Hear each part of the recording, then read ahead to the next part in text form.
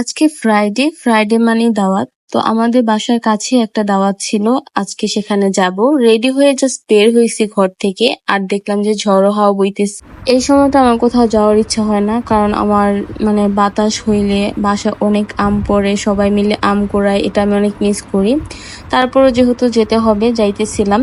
পথে একটা আম পাই, সেটা আমি কুড়িয়ে নিই অ্যান্ড সেটা নিয়ে আমি বিয়ে বাড়ি অব্দি যাই। এই তো কাছে যেহেতু বিয়ে বাড়ি ছিল, বিয়ে বাড়িতে চলে আসি। আর আমটা তো হাতে রাখা পসিবল না, তো কলা গাছের মধ্যে রেখে গেছি। ভাবছি যে যাওয়ার সময় যদি এটা থাকে তাহলে নিয়ে যাব। তারপর আমরা এখানে চলে আসি, দেখলাম যে মানুষ অনেক বেশি, জায়গা তেমন ছিল না। ভাগ্যক্রমে আমরা 3টা সিট পাই, সো আমরা বসে পড়ি। আর বিয়ে বাড়ি খাওয়ার তো আমার অনেক বেশি পছন্দ, অনেক অনেক বেশি। আগে যখন বিয়ে খেতে যাইতাম আম্মুর সাথে, তখন আমি জাস্ট সাজুগুজু করে ঘোরার জন্য বা ছবি তোলার জন্য যাইতাম। আর এখন আমি সাজুগুজু দূরের কথা, আমি জাস্ট বোরখা পরি, কোনো রকম একটু রেডি হই, ফ্রেশ হই, তারপর দৌড় মারি। আমি জাস্ট বিয়ে খাবো মানে বিয়ের খাবার খাবো, ওইটাই। আজকের বিয়ে বাড়ির আইটেম ছিল চিকেন রোস্ট, পোলাও, সালাদ, দেন গরুর মাংস, ডাল ভুনা এন্ড দই।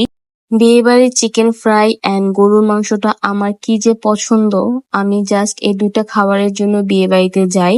আর ওই দিন গরুর মাংস এন্ড ফ্রাই দুইটাই অনেক মজা ছিল, সো আমি অনেক খাইছি আলহামদুলিল্লাহ। এন্ড খাওয়া দাওয়া শেষ, আমি এখন দইয়ের জন্য ওয়েট করতেছিলাম। তারপর আমার একটা কাজিনের সাথে দেখা হয়, আর এটা আমার কাজিনের মেয়ে সিয়ারা। মাশাল্লাহ অনেক বেশি কিউট, সবাই মাশাল্লাহ বলতে ভুলবেন না। যেহেতু বাসার কাছেই দাওয়াত ছিল, সো আমাদের বাসা সবাইকে দাওয়াত করছে, আমাদের কাজিনদের সবাইকে দাওয়াত করছে।